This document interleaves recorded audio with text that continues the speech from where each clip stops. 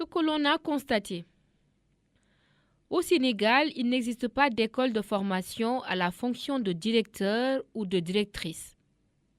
C'est par une compétition basée sur l'ancienneté, avec les notes administratives, que les instituteurs accèdent au poste de directeur ou de directrice d'école.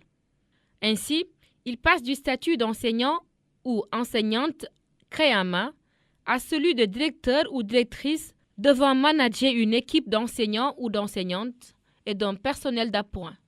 Il arrive aussi qu'un enseignant ou enseignante, dès le début de sa carrière, se retrouve directeur ou directrice d'école.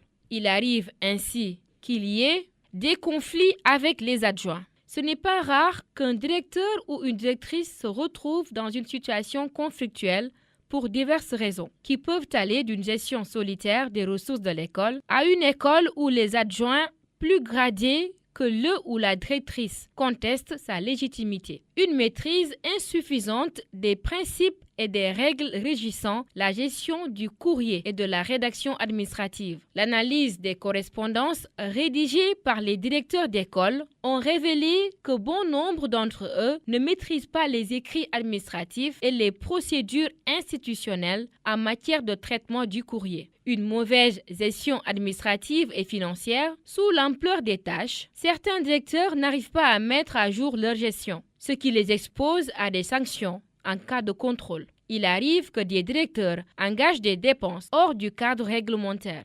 Un encadrement des adjoints déficient. Même si les textes administratifs engagent les directeurs à encadrer ces adjoints, force est de reconnaître qu'aujourd'hui, l'encadrement profite presque exclusivement aux adjoints en quête de diplôme professionnel. Les cellules d'animation pédagogique ne fonctionnent pas régulièrement. Les enseignants ne sont pas motivés à y participer. Un déficit d'initiative pour améliorer les résultats des élèves. Concernant les résultats scolaires des élèves, le ou la directrice se contente d'enregistrer les inscriptions, de répartir les effectifs dans les classes en essayant le plus de satisfaire les désirs des enseignants, de doter les enseignants d'outils de travail, de surveiller l'organisation des évaluations périodiques et à la fin de l'année, de constater les résultats des examens nationaux.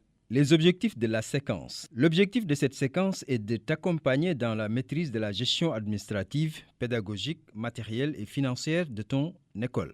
De façon spécifique, il faudra que tu sois capable de gérer le courrier et de maîtriser les principales règles de la rédaction administrative. Maîtriser les différentes étapes, les stratégies et les outils de suivi encadrement des enseignants et du suivi des performances des élèves. T'approprier les principes d'une comptabilité transparente, de la gestion de la trésorerie, des procédures de paiement et d'encaissement.